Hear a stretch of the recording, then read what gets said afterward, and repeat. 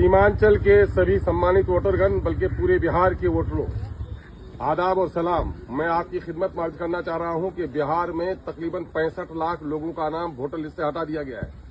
ये 65 lakh election commission का दावा है कि ये वो लोग हैं जो लोग मर गए हैं, जिन लोगों की डबल एंट्री थी, जो लोग शिफ्ट कर गए हैं या जो लोग लापता हैं।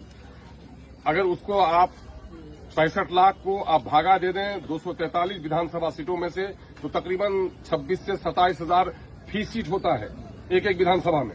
लेकिन किशनगंज में हमारा कुछ ज्यादा लोगों का नाम हटा है।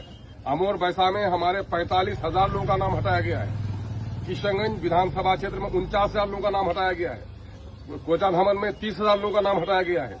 बहादुरगंज में 31,000 लोगों का नाम हटाया गया है। ठाकुरगंज में 29,000 लोगों का नाम हटाया गया है, जो अनुमान से ज्यादा है।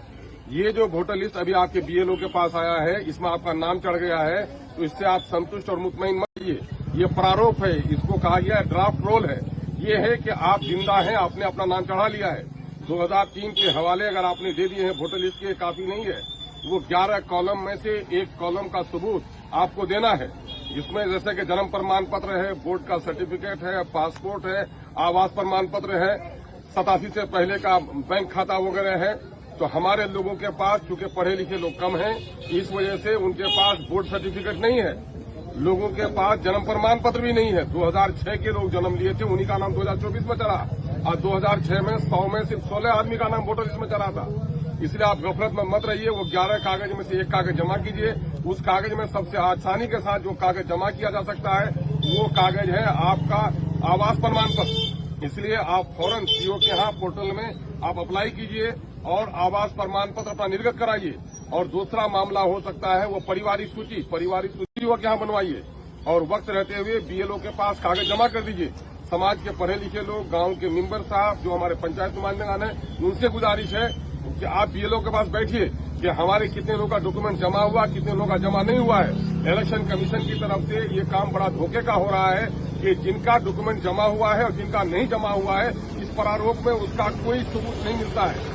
ऑनलाइन भी देखिए कि मेरा डॉक्यूमेंट जमा हुआ कि नहीं जमा हुआ है, इसका कोई इंडिकेशन नहीं मिलता है। होना ये चाहिए था जब ये प्रारूप जारी कराया गया, जिनका डॉक्यूमेंट जमा हो गया था उनके डॉक्यूमेंट जमा होने का उसमें सबूत होना चाहिए था, और जिनका डॉक्यूमेंट जमा नहीं हुआ था उनका ब्लैंक होना चाहिए था। ऐसा कुछ भी नहीं है। इसलिए बीएलओ के पास बैठिए और अपना नाम देखिए कि मेरा डॉक्यूमेंट जो जमा हुआ है कि नहीं जमा हुआ है। इसके बाद जो फाइनल लिस्ट तैयार होगा, वो लिस्ट होगा, फाइनल पब्लिकेशन होगा।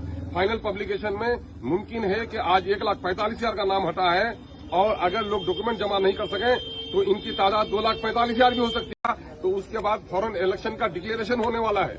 आचार संहिता लागू होने के बाद आप अपना परमाना लेके फिरिएगा, आपका नाम नहीं चढ़ेगा।